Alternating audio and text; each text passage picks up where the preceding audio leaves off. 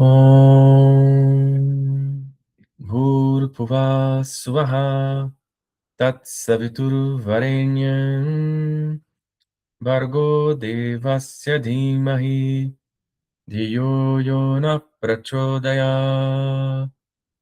Om Shanti Shanti Shanti.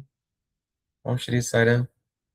Oferecemos nossas mais humildes reverências aos divinos pés de lótus de Bhagavan Shri Satya Sai Baba.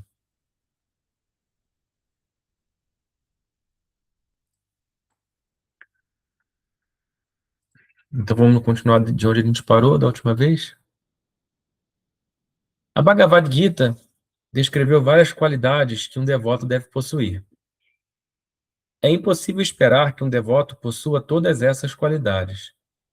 É suficiente se ele colocar em prática pelo menos uma qualidade. Você deve ter fé firme e inabalável em Deus. Nada mais é necessário. Pode haver 50 palitos de fósforo em uma caixa de fósforos. Se você quiser ter fogo, basta acender um palito de fósforo. Você pode desenvolver qualquer quantidade de fogo com esse único palito.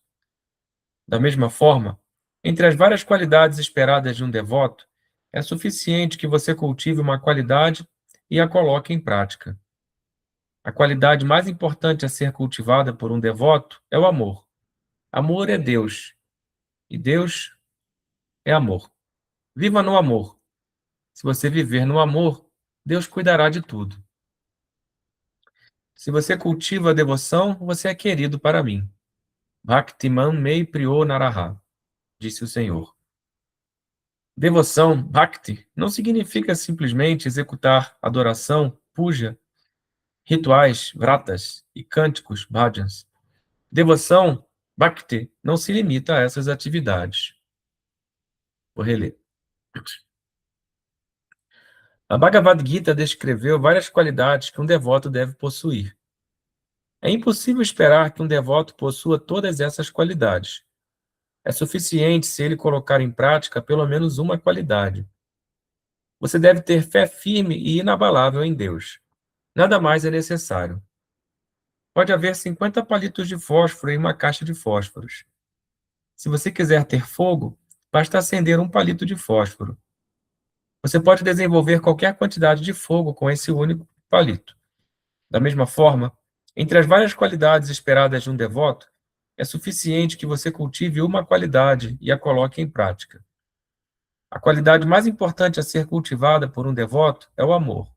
Amor é Deus e Deus é amor. Viva no amor.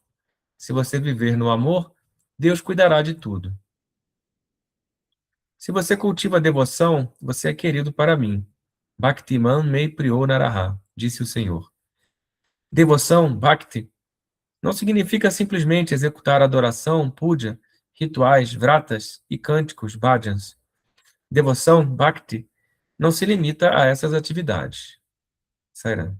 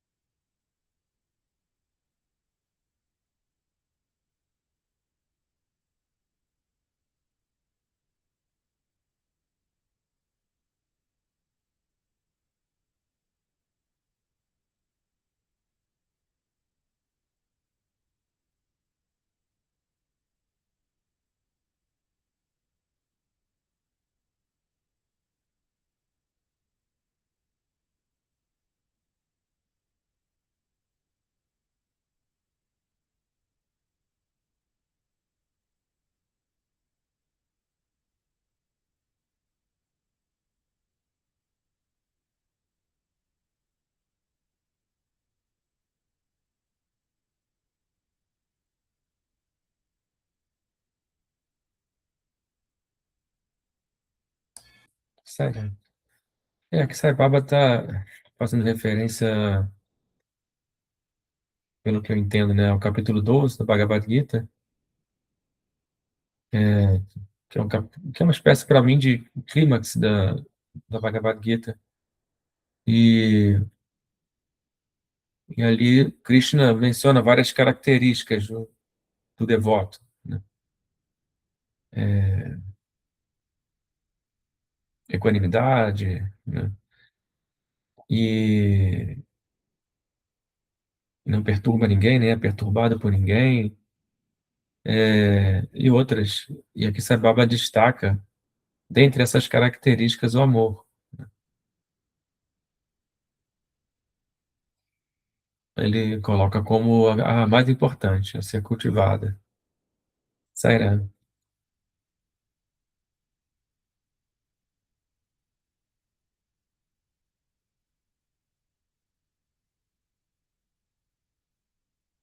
Sairã.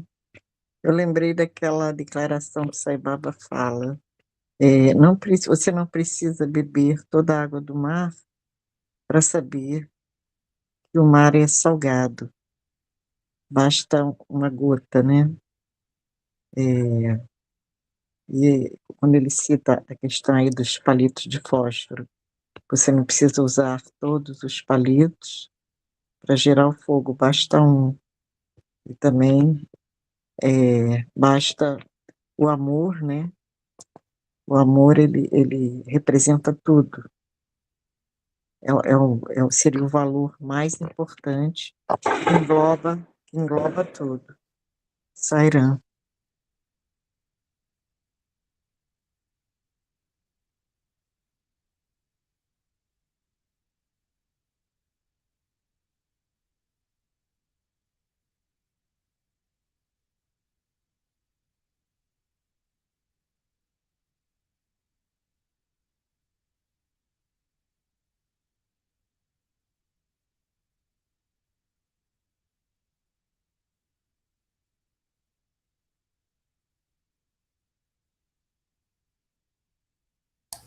Sairá. Vou continuar então a leitura. Existem 4 tipos de devotos: aqueles que buscam alívio para seu sofrimento, artas; aqueles que buscam poder e riqueza, artartes; aqueles que investigam conhecimento espiritual, dignassos; e aqueles que alcançaram a realização, gnanis. Os artas são aqueles que oram a Deus quando os sofrimentos e dificuldades os confrontam. Quando alguém em sua casa fica doente, ou seu gado está sofrendo de alguma doença, eles oram a Deus por alívio. Entre as pessoas que falam Telugu, há um ditado: Sankatamoste Venkataramana.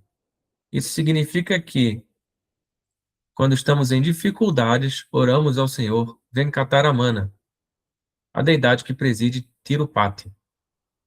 Assim, as pessoas oram a Deus para obter alívio quando estão em dificuldades. Esse tipo de devoto é chamado de Arta. O que significa um Artarte? Eles querem saúde e riqueza. Eles querem paz e felicidade.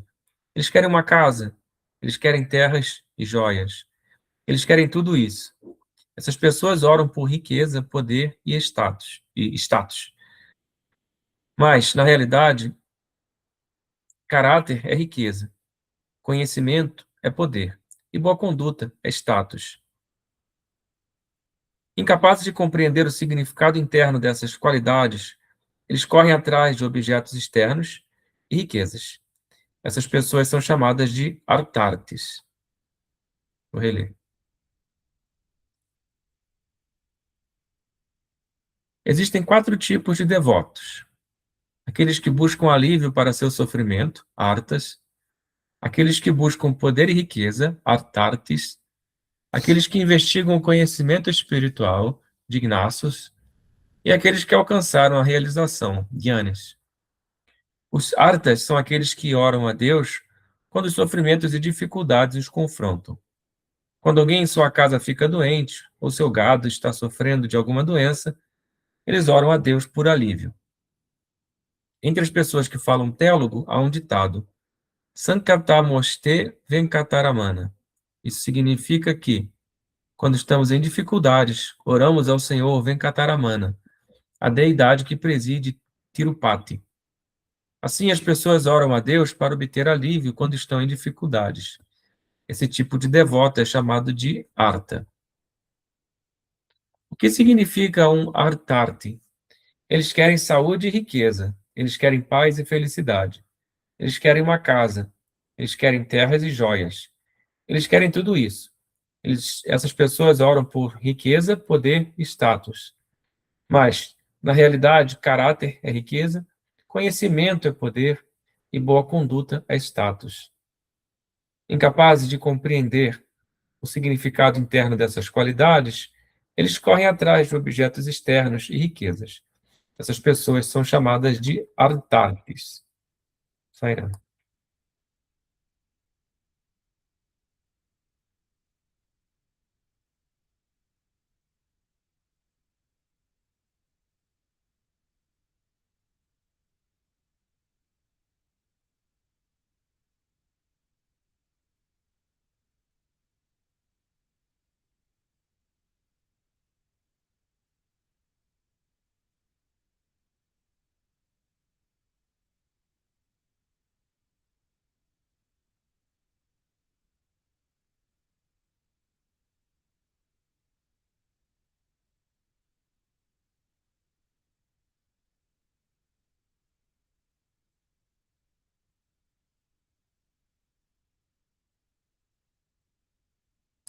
Sairá. Isso que o Saibaba colocou no final aqui é importante, né, da gente levar conosco, que é a caráter, conhecimento e boa conduta. Não seria mais desejável. Quanto a gente está vivendo nesse mundo, né, tanto, eu entendi assim, tanto o Arta quanto o Artarte, eles estão muito ligados ao físico, né? Um quer o sofrimento e o outro quer aquilo que ele acredita que seja a felicidade no físico, né? O que é a felicidade no físico, uma vez que tudo é uma ilusão, né? A gente pode achar que é assim. Mas o que ele está falando é importantíssimo, porque esse tipo de coisa, estava até conversando com o Rubens outro dia, né? Que independente do que você faça de cursos e, né, em qualquer coisa, o que falta para todos os cursos é a formação do caráter. Né? Então, o problema do mal profissional é o problema da falta de caráter, né? Também, às vezes, tem a falta de conhecimento da boa conduta, mas acho que a falta do caráter é algo que atrapalha o ser humano a se desenvolver. Né? É fundamental, talvez, se vamos dizer melhor, é fundamental que o ser humano se desenvolva um bom caráter para ele se desenvolver quanto ser humano.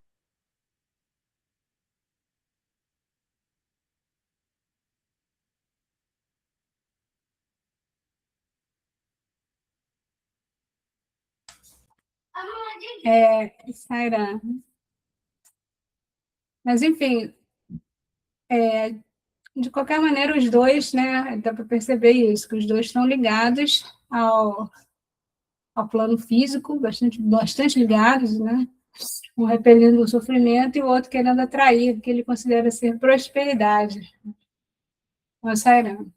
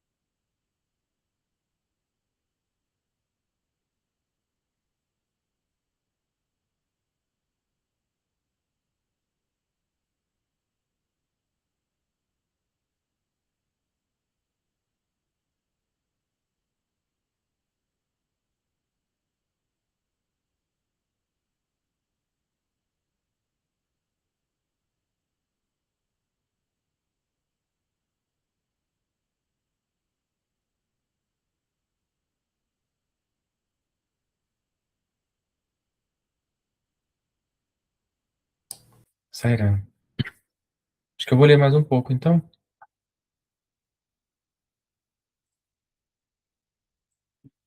Agora sobre os dignácios. Quem é um dignácio? É aquele que tem vontade de conhecer Deus. Ele pergunta onde está Deus, como alcançá-lo, etc. Assim, ele faz pesquisas profundas sobre a natureza da divindade, tatum. Tat significa aquilo, e tuam significa tu. O que é aquilo? Quem sou eu? Quem é ele? De onde eu vim? Para onde eu vou? Qual é a minha meta? Portanto, fazer investigações profundas é dignácio. Em primeiro lugar, você deve perguntar: quem sou eu? A próxima pergunta é: de onde se originou este universo? A terceira pergunta é: qual é a minha meta ou para onde eu devo retornar? Essas são as três questões importantes. Um dignácio vai ao encontro de anciãos, gurus e homens santos, e por meio de sua visão, darshan, toque, sparshan, e conversa, sambhashan, e ouvindo seus discursos e pelo estudo das escrituras, ele tenta obter respostas para suas perguntas. Todo esse esforço, no entanto, é apenas obtenção de conhecimento, gnatum. Ele também deve entrar no estágio de desenvolver uma percepção intuitiva da divindade, drashtum. O próximo estágio é alcançar Deus, praveshtum. Esse é o estágio da sabedoria, jnana.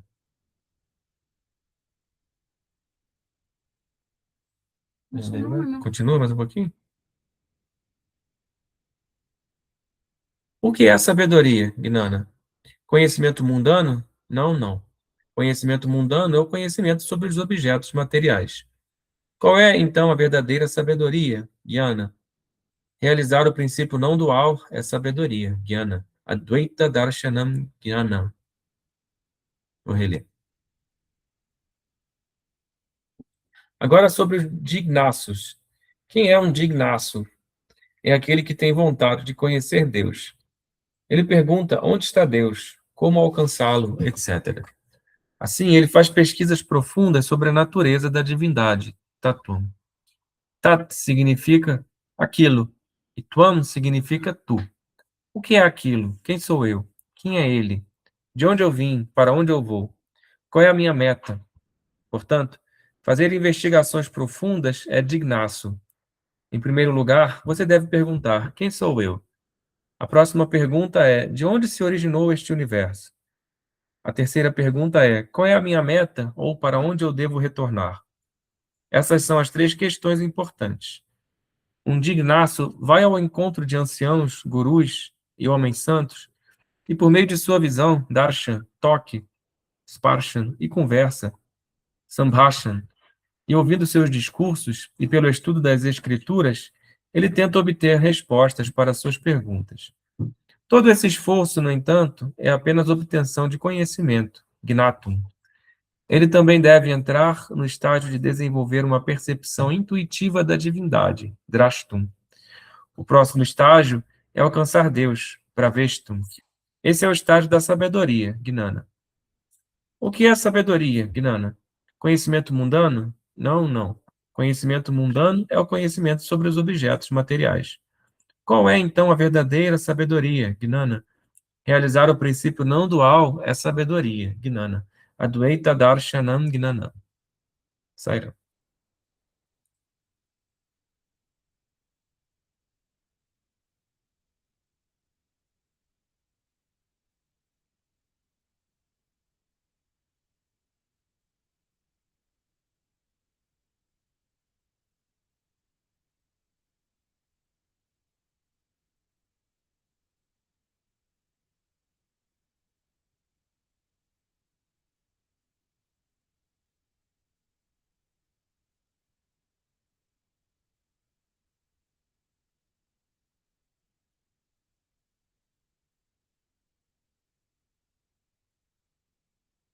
Sairã. De fato, quando você realiza esse princípio não dual, né, acho que é o ponto da liberdade mesmo, né? Você atinge a sua liberdade. Você deixa de estar refém desse jogo, né, de um ou outro, né, de de grupos, de separação. Então, eu acho que nisso você tem a sensação do sofrimento, né? A falta a sensação da ganância, né? De todas essas coisas que inquietam o ser humano, né? Não sairão.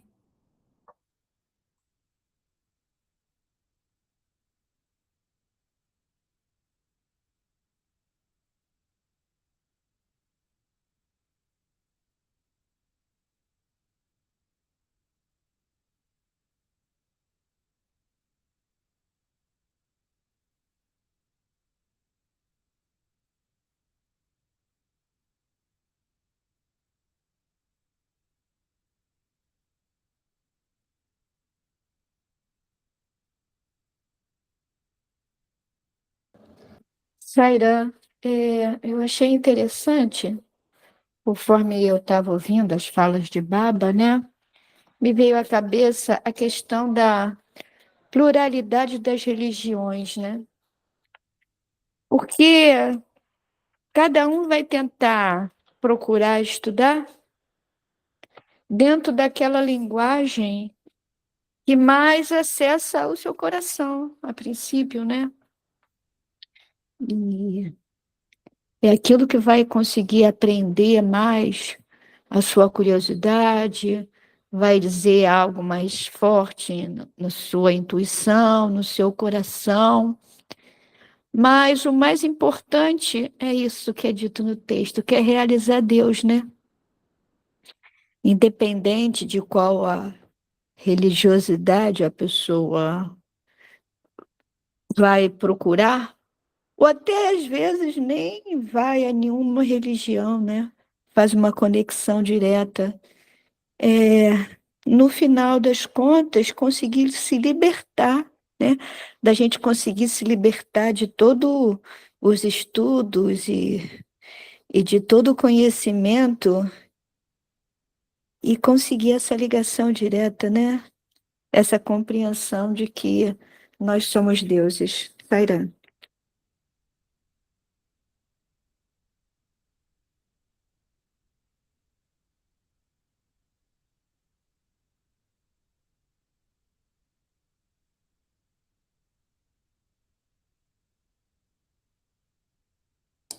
Saira.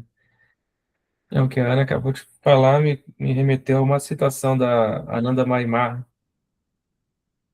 Independentemente do caminho religioso escolhido, o objetivo da religião deve ser o de romper o véu da ilusão para descobrir a unidade subjacente e, em última instância, fundir-se com o Uno.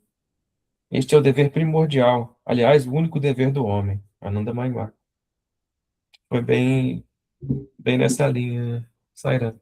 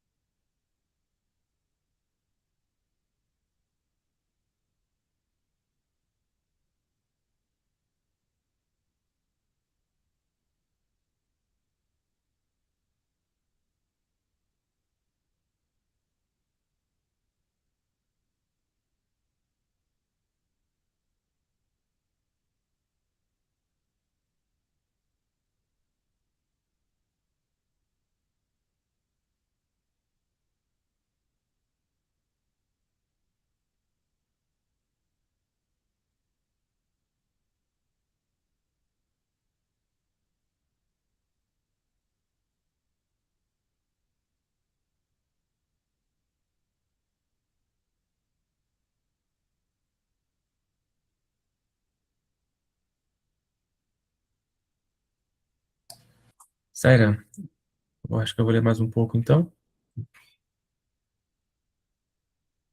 É dito, de tudo que está fora, é dito, de tudo que está fora de você, sofrimento, dukkha. De tudo que está dentro de você, felicidade, sukha. Sarvam paravasam dukkham, sarvam atmavasam sukham. Essa felicidade, sukha, é o verdadeiro conhecimento. Se você tomar o conhecimento material como a base para a sua busca espiritual, você deverá estar preparado para experimentar a reação, o reflexo e a ressonância do material. Supondo que eu bata nessa mesa com a minha mão. Com a intensidade que eu bater nela, ela reagirá com a mesma intensidade. Eu sentirei uma dor na minha mão, mas essa dor é o resultado de uma reação para a minha ação de bater na mesa com a minha mão. É por isso que todo conhecimento material, Padartha Gnana, é cheio de reação, reflexo e ressonância.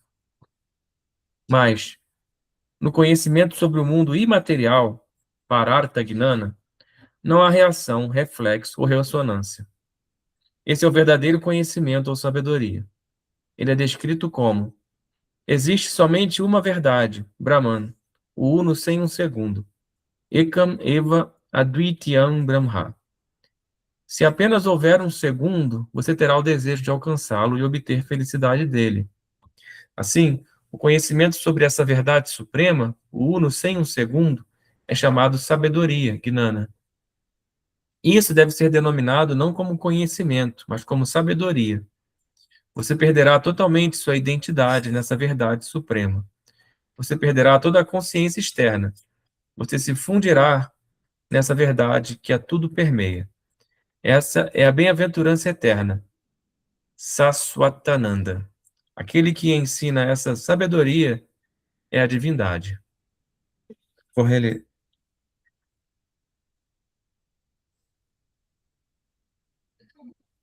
É dito: de tudo que está fora de você, sofrimento, dukkha. De tudo que está dentro de você, felicidade, sukha. Sarvam paravasam dukkham, sarvam atmavasam sukham. Essa felicidade, sukha, é o verdadeiro conhecimento. Se você tomar o conhecimento material como a base para a sua busca espiritual, você deverá estar preparado para experimentar a reação, o reflexo e a ressonância do material. Supondo que eu bata nessa mesa com a minha mão, com a intensidade que eu bater nela, ela reagirá com a mesma intensidade. Eu sentirei uma dor na minha mão, mas essa dor é o resultado de uma reação para a minha ação de bater na mesa com a minha mão. É por isso que todo conhecimento material, Padartha Gnana, é cheio de reação, reflexo e ressonância. Mas, no conhecimento sobre o mundo imaterial, Parartha Gnana, não há reação, reflexo ou ressonância. Esse é o verdadeiro conhecimento ou sabedoria. Ele é descrito como: existe somente uma verdade, Brahman, o uno sem um segundo. Ekam eva advityam brahma. Se apenas houver um segundo, você terá o desejo de alcançá-lo e obter felicidade dele. Assim, o conhecimento sobre essa verdade suprema, o uno sem um segundo, é chamado sabedoria, Gnana. Isso deve ser denominado não como conhecimento, mas como sabedoria. Você perderá totalmente sua identidade nessa verdade suprema. Você perderá toda a consciência externa. Você se fundirá nessa verdade que a tudo permeia. Essa é a bem-aventurança eterna, Saswatananda. Aquele que ensina essa sabedoria é a divindade. Sairam.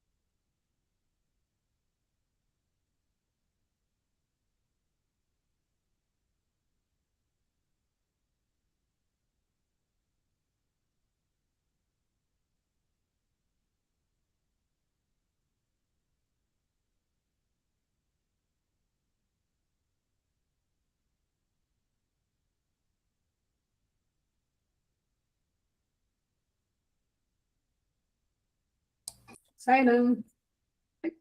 Achei interessante quando ele falou ali da questão de jogar ali a sua energia para o material, que me veio as coisas que acontecem, né? Às vezes a pessoa que usa uma guia ou adora algum objeto, né? E aí isso se quebra, né? Então, tem aquela questão energética, né? Talvez eu fiquei pensando, será que tem a ver com isso que o Sababa falou, né? Você jogar muita energia ali naquele objeto material, né? Assim como você bate na mesa, a sua mão também recebe a pancada de volta, né? A energia que você joga ali naquele objeto, né? Ele também pode ter uma reação, né? Fiquei pensando nisso. Será? Saiba, achei esse texto muito profundo. Eu só chama atenção quando ele diz que internamente a gente tem tudo, e externamente a gente não tem nada. Mais ou menos assim, né? Eu lembrei que Buda diz que esse mundo é de sofrimento, né? Que a gente nasceu para sofrer. E Sai Baba disse que tudo está dentro da gente, né? A gente tem que perguntar, questionar o que eu vim fazer aqui, né? Quem sou eu? Está tudo dentro da gente, né? Achei bastante profundo. No momento não alcanço explorar mais esse texto, mas achei muito bonito, Saira.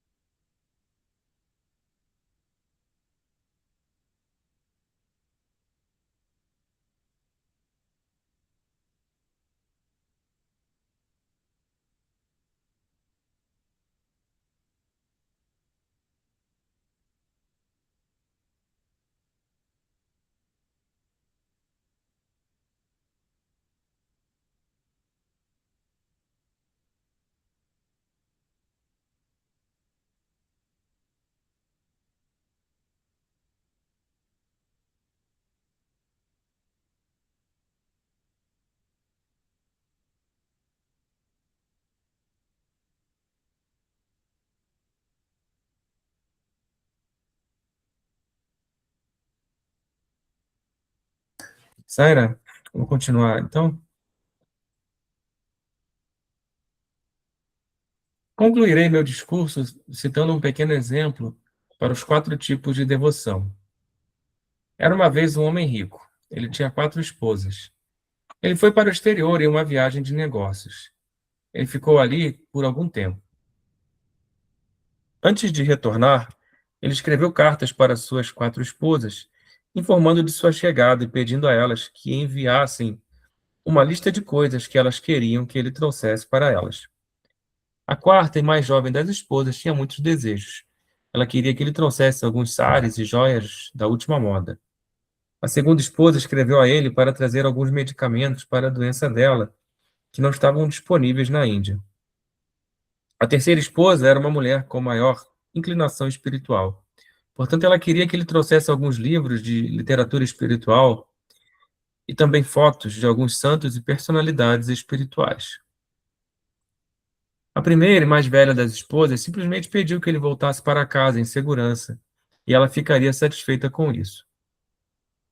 Esse homem comprou todo o material solicitado por suas esposas e voltou para o país. Ele entregou os sares e as joias para sua quarta esposa, remédios para a segunda esposa e literatura espiritual e fotos para a terceira esposa. Ele finalmente foi para a casa de sua primeira esposa e permaneceu ali. As outras 3 esposas ficaram com ciúmes das ações desse homem. Elas sentiram-se muito infelizes de que seu marido, que esteve ausente por um período tão longo, ao retornar tivesse ido direto para a casa da primeira esposa e permanecido ali. Elas, portanto, o questionaram por que ele havia feito isso.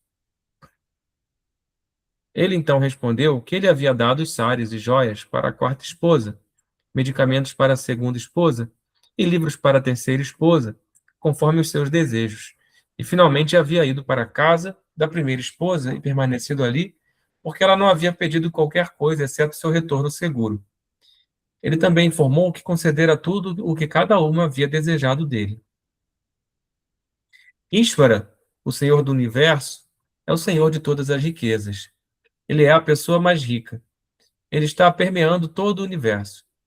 Ele tem 4 esposas, Arta, Artarti, Dignasso e Gyani. O que elas desejam, ele lhes concederá, de acordo com a prece. Eu não conheço ninguém exceto você, Nivitapa Itaparamberuga. Se elas quiserem somente ele e ninguém mais, ele virá e se instalará em seus corações. Deus nos concede tudo pelo que oramos. Ele é a árvore dos desejos, Kalpavriksha. Ele é a vaca sagrada que concede os desejos dos devotos, Kamadeno. O Arta pode orar por algo. Similarmente, o Artarti, o Dignasso e o Gyani.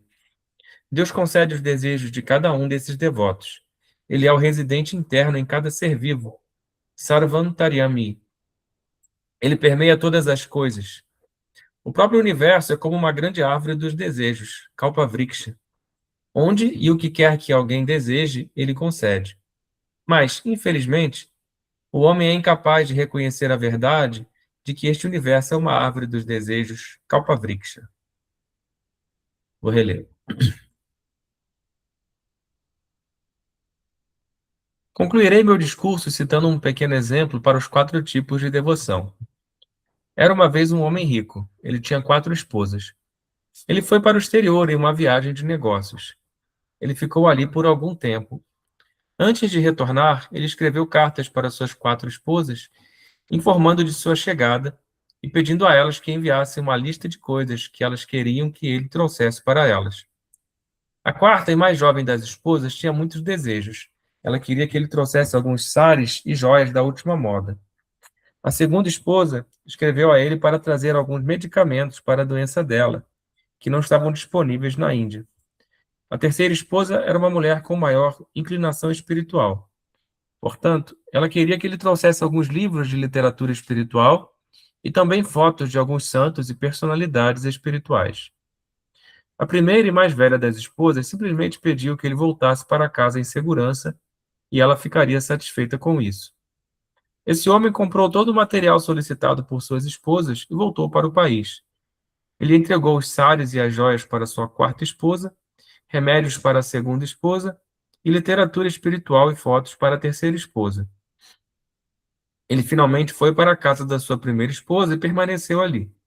As outras 3 esposas ficaram com ciúmes das ações desse homem. Elas sentiram-se muito infelizes de que seu marido, que esteve ausente por um período tão longo, ao retornar tivesse ido direto para a casa da 1ª esposa e permanecido ali.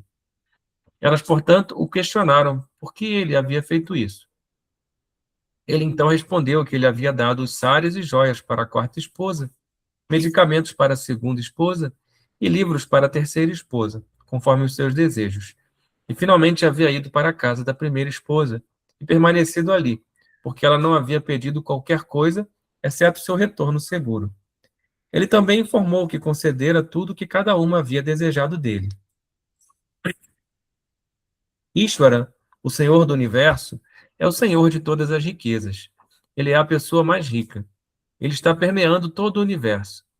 Ele tem 4 esposas, Arta, Artarti, Dignasso e Gyani.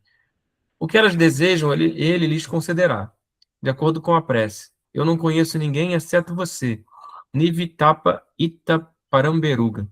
Se elas quiserem somente ele e ninguém mais, ele virá e se instalará em seus corações. Deus nos concede tudo pelo que oramos. Ele é a árvore dos desejos, Kalpavriksha. Ele é a vaca sagrada que concede os desejos dos devotos, Kamadeno. O Arta pode orar por algo. Similarmente, o Artarti, o Dignasso e o Gyani. Deus concede os desejos de cada um desses devotos. Ele é o residente interno em cada ser vivo, Sarvantaryami. Ele permeia todas as coisas. O próprio universo é como uma grande árvore dos desejos, Kalpavriksha. Onde e o que quer que alguém deseje, ele concede. Mas, infelizmente, O homem é incapaz de reconhecer a verdade de que este universo é uma árvore dos desejos, Kalpavriksha. Sairá.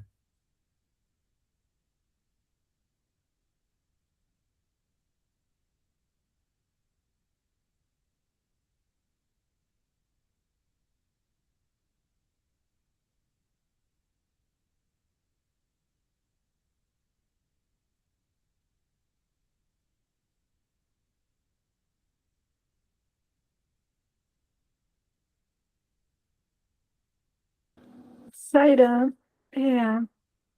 a única coisa que eu tenho para falar é que é impressionante a perspicácia de Baba para as metáforas.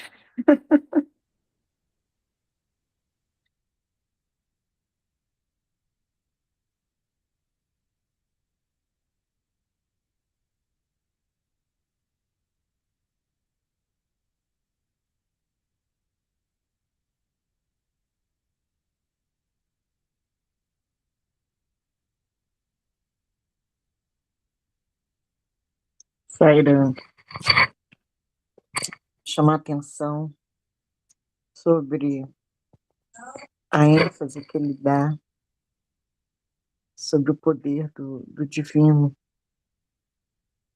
Pode realizar qualquer dos nossos desejos puros, né?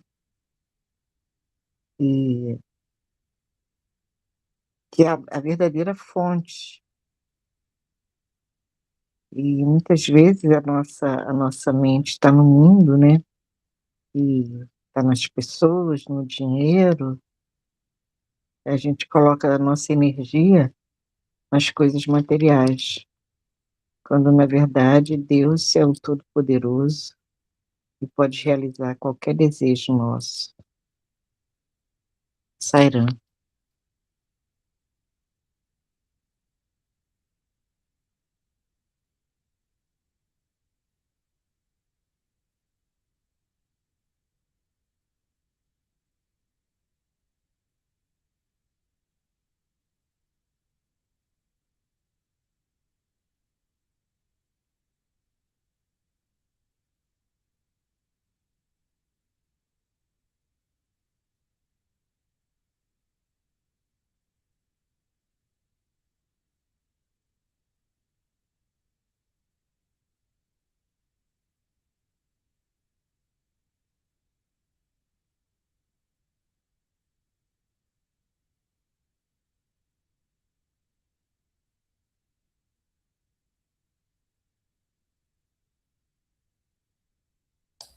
Sairá. Eu vou prosseguir mais um pouco.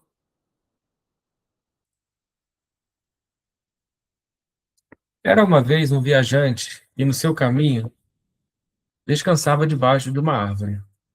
Ele estava muito cansado, tendo caminhado uma longa distância sob o sol forte. A sombra sob a árvore era muito fresca e confortável. Ele se sentou e descansou um pouco. Então ele pensou: que bom seria se eu também tivesse um pouco de água fresca debaixo desta árvore. Imediatamente um jarro com água fresca apareceu diante dele. Ele não sabia que estava sentado sob a árvore dos desejos, Kalpavriksha. Ele bebeu a água fresca e pensou: como seria bom se eu tivesse uma cama para deitar por algum tempo. Em seguida apareceu uma cama bonita com um travesseiro. Por ter sido criada por Deus, a cama era muito confortável. Então ele pensou novamente: eu nunca vi uma cama tão boa e confortável em minha vida. Que bom seria se minha esposa também estivesse aqui comigo. Imediatamente sua esposa apareceu diante dele. Embora desejasse ter sua esposa ao lado dele naquele momento, ele estava, no entanto, com medo de vê-la aparecer ali subitamente, ou por vê-la aparecer ali subitamente. Ele tinha dúvidas sobre se ela não seria um demônio. Instantaneamente, sua esposa se transformou em um demônio. Ele estava novamente com medo de que o demônio o devorasse. E ele realmente o devorou. Que lição essa história nos ensina? Sentado sob a árvore dos desejos, Kalpavriksha, tudo o que você desejar será concedido. Todo o universo é uma grande árvore dos desejos, Kalpavriksha. Se você tiver bons pensamentos, você obterá bons resultados. É por isso que eu sempre digo a você para não alimentar maus pensamentos. Seja o bem, faça o bem, veja o bem. Esse é o caminho para Deus. E a razão é: todo o universo é criação de Deus. Ele nasce da vontade divina. Se tivermos pensamentos ruins, maus resultados ocorrerão. Para evitar pensamentos ruins, devemos controlar nossos sentidos. Seja na juventude ou na velhice, seja qual for a idade a que você pertença, você deve cultivar bons pensamentos. Você deve executar boas atividades. Você deve levar uma vida boa. Esse é o verdadeiro sentido da natureza humana. Vou reler.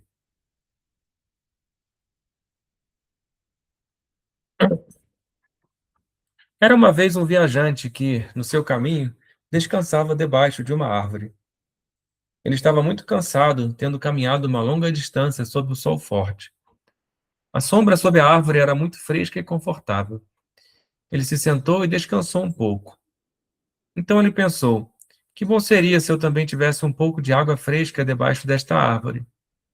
Imediatamente, um jarro com água fresca apareceu diante dele. Ele não sabia que estava sentado sob a árvore dos desejos, Kalpavriksha. Ele bebeu a água fresca e pensou: como seria bom se eu tivesse uma cama para deitar por algum tempo. Em seguida, apareceu uma cama bonita com um travesseiro. Por ter sido criada por Deus, a cama era muito confortável. Então ele pensou novamente: eu nunca vi uma cama tão boa e confortável em minha vida. Que bom seria se minha esposa também estivesse aqui comigo. Imediatamente, sua esposa apareceu diante dele. Embora desejasse ter sua esposa ao lado dele naquele momento, ele estava, no entanto, com medo por vê-la aparecer ali subitamente. Ele tinha dúvidas sobre se ela não seria um demônio. Instantaneamente, sua esposa se transformou em um demônio. Ele estava novamente com medo de que o demônio o devorasse, e ele realmente o devorou. Que lição essa história nos ensina? Sentado sob a árvore dos desejos, Kalpavriksha, tudo o que você desejar será concedido. Todo o universo é uma grande árvore dos desejos, Kalpavriksha. Se você tiver bons pensamentos, você obterá bons resultados. É por isso que eu sempre digo a você para não alimentar maus pensamentos. Seja o bem, faça o bem, veja o bem. Esse é o caminho para Deus. E a razão é: todo o universo é criação de Deus. Ele nasce da vontade divina. Se tivermos pensamentos ruins, maus resultados ocorrerão. Para evitar pensamentos ruins, devemos controlar nossos sentidos. Seja na juventude ou na velhice, seja qual for a idade a que você pertença, você deve cultivar bons pensamentos. Você deve executar boas atividades. Você deve levar uma vida boa. Esse é o verdadeiro sentido da natureza humana. Sayana.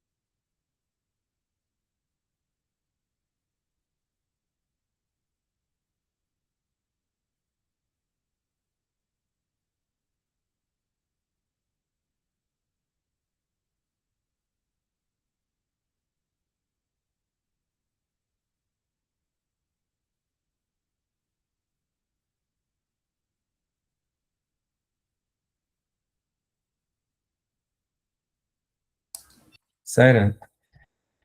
Eu acho que essa história fala por si mesma, né?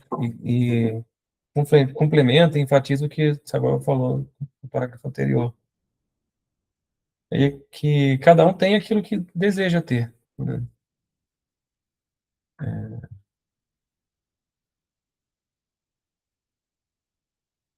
Cada um joga o jogo que decidiu jogar, né? Desejar riqueza, você vai ter riqueza. Se desejar conhecimento, você vai ter conhecimento. E a gente sempre que eu ouvi falar disso, a gente levanta a questão, e por que então a gente deseja sofrer, né? Por que a gente deseja sofrimento? Essa pergunta é similar a perguntar por que uma pessoa vai ao cinema para assistir um filme de terror. E, no entanto, muitas pessoas vão ao cinema para assistir filme de terror.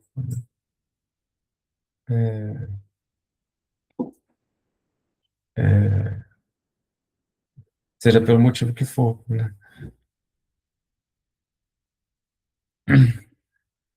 Então, tudo está onde deve estar, né? E quando chega o momento da pessoa buscar a libertação espiritual, e acordar do sonho, né? É como se ela escolhesse o sonho, como se cada um escolhe o sonho que quer sonhar, e até que chega um momento que a pessoa decide acordar do sonho, né? E quando ela acorda do sonho, é esse momento que ela entra no seu próprio ser, né, que você falou anteriormente, que se funde no uno, né? De onde vem tudo isso. Na verdade, a gente sempre foi o mesmo uno, nunca deixou de ser. A gente nunca se separou de Deus de verdade, né? Sério.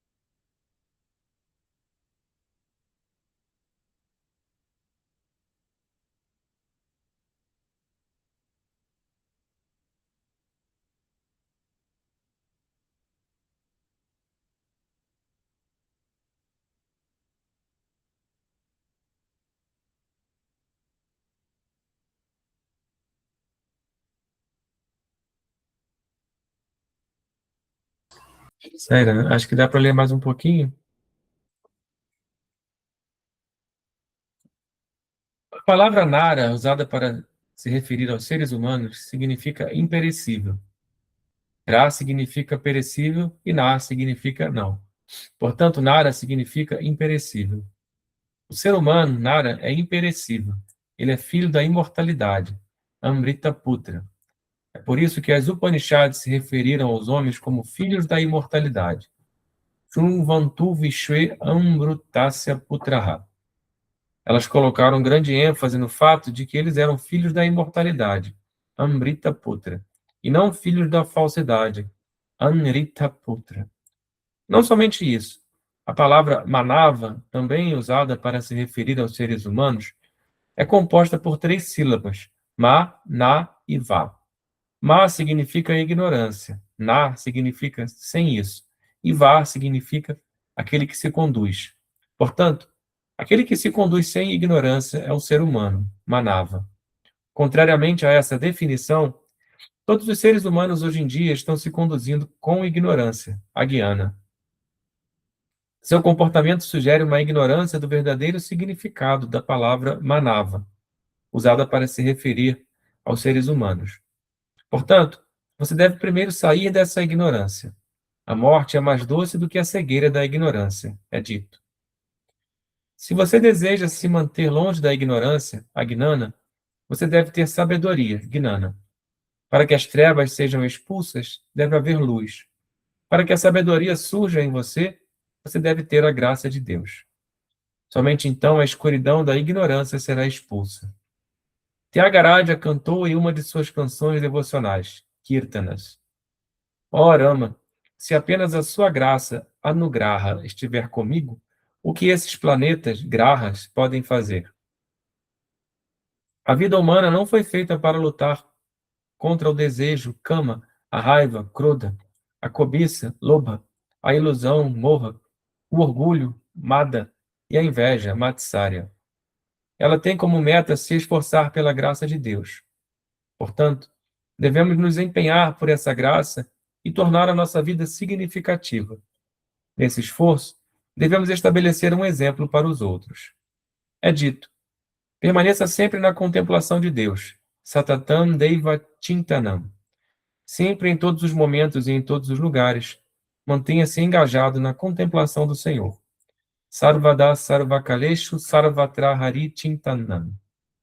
Não há paralelo com a era de Kali, Kali Yuga. Nessa era, pela contemplação de Deus, alguém pode facilmente alcançar a divindade. Nasti Nasti Mahabhaga Kali Kala Samam Yugam Smaranat Chintanadeva Prapnosi Paramam Gati. Portanto, não há maior disciplina espiritual, sadhana, nessa era de Kali, Kali Yuga, do que a constante contemplação de Deus, Namasmarana. Prashant Nilayan, 18 de agosto de 1984. Vou reler.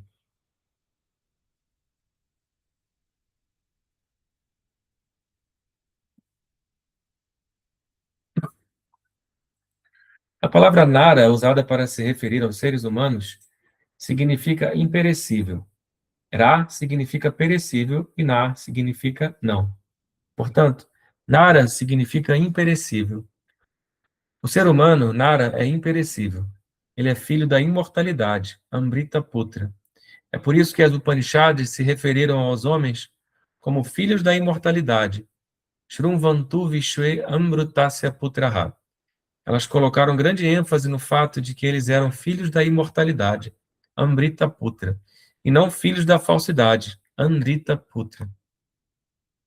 Não somente isso, a palavra Manava, também usada para se referir aos seres humanos, é composta por 3 sílabas, Ma, Na e Va. Ma significa ignorância, Na significa sem isso, e Va significa aquele que se conduz. Portanto, aquele que se conduz sem ignorância é um ser humano, Manava. Contrariamente a essa definição, todos os seres humanos hoje em dia estão se conduzindo com ignorância, Agnana. Seu comportamento sugere uma ignorância do verdadeiro significado da palavra Manava, usada para se referir aos seres humanos. Portanto, você deve primeiro sair dessa ignorância. A morte é mais doce do que a cegueira da ignorância, é dito. Se você deseja se manter longe da ignorância, Agnana, você deve ter sabedoria, Gnana. Para que as trevas sejam expulsas, deve haver luz.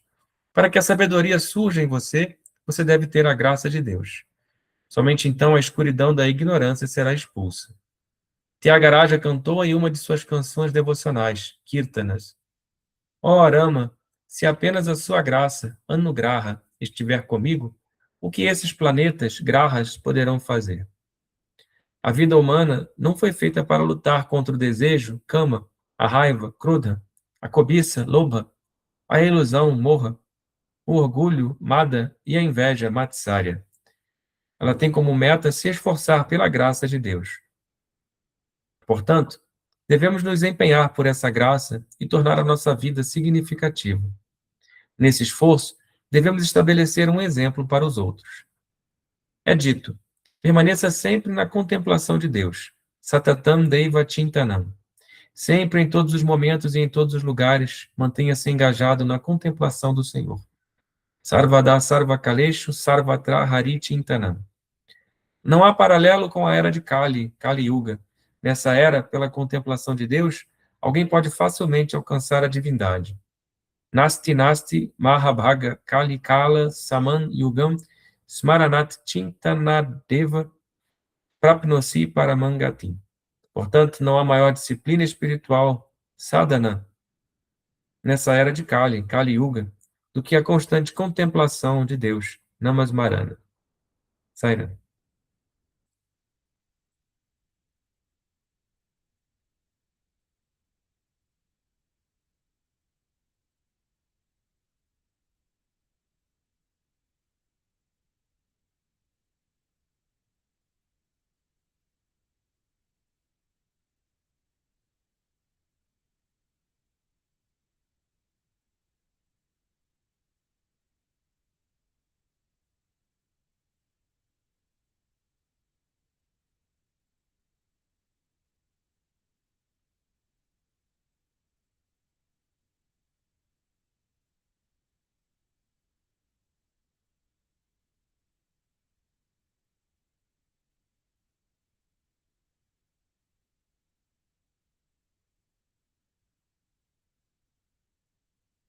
Sairã,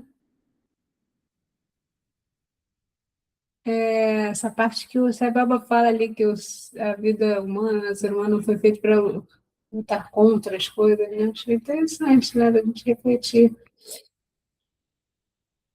Porque muitas vezes a gente reflete a palavra austeridade, né? A gente reflete ela com esse sentido, né?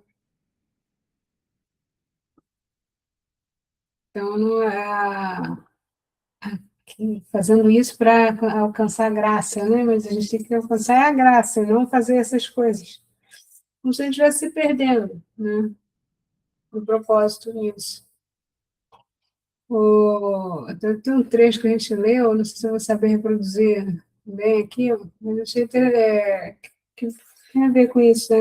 Quando o personagem da história percebe que ela não é o corpo, né? Então, qual o propósito dela ficar punindo o corpo? Então, a gente também vai chegar a isso, né? Da onde vem essa nossa ideia de que fazer uma penitência, punir o corpo de alguma forma, ou a mente, ou qualquer coisa de punição, isso será positivo para a gente alcançar a graça de Deus, a graça divina. Se não existiria outros caminhos, né, de mais eficientes e mais felizes, né, também. E se a gente busca a felicidade, apesar de a gente não saber que felicidade é essa que essa Baba fala, por que a gente percorre o caminho do sofrimento? Sairá.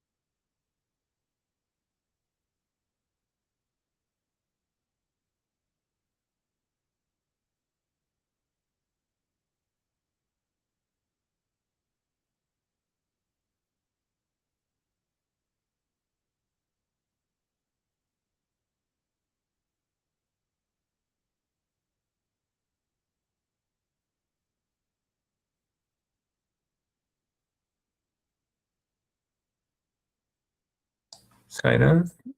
Acho que a gente pode terminar, então. Om Triambakam Yajamahe Sugandhim Pushtivardhanam Urvarukamiva Bandhanam Mrityormukshiyamambritate. Om